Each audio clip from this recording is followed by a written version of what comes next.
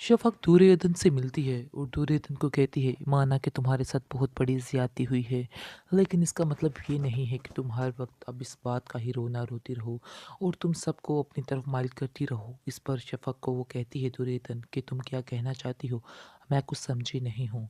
आगे से वो कहती है कि तुम बेहतर तरीके से मेरी बात समझ रही हो। जो कुछ जूही ने कहा वो गलत नहीं कहा, उसने बिल्कुल ठीक ही कहा है।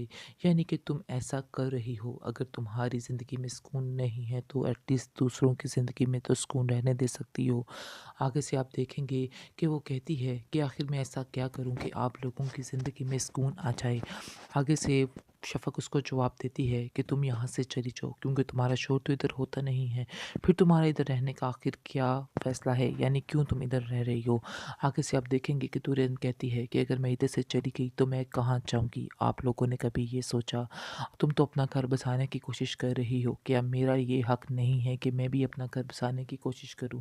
आगे से शेफ उसको बोलेगी कि कौन सा हक की बात कर रही हो, कौन से घर की बात कर रही हो। अगर तुम्हारा शोहर ही अपना नहीं है तो फिर इस घर का क्या फ़ायदा, और तुम क्या समझ रही हो।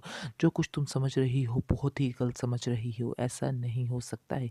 ये बात तुम भी अपने जहन में बिठा के रखो, क्योंकि तबरेज़ बहुत जल्द तुम्हें छोड़ने वाला है। मुझे इस बात का अंदाज़ा हो चुका है, बल्कि काफ़ी दफ़ा इन बातों का पता भी चला है, और बहुत जल्द ये बातें खुलकर तुम्हारे सामने आ जाएँगी। आगे से दुर्योधन कहती है, जब ये होगा तो मैं भी यहाँ से चली जाऊँगी, इसलिए तुम्हें पहले ही टेंशन लेने की कोई भी ज़रूरत नहीं है।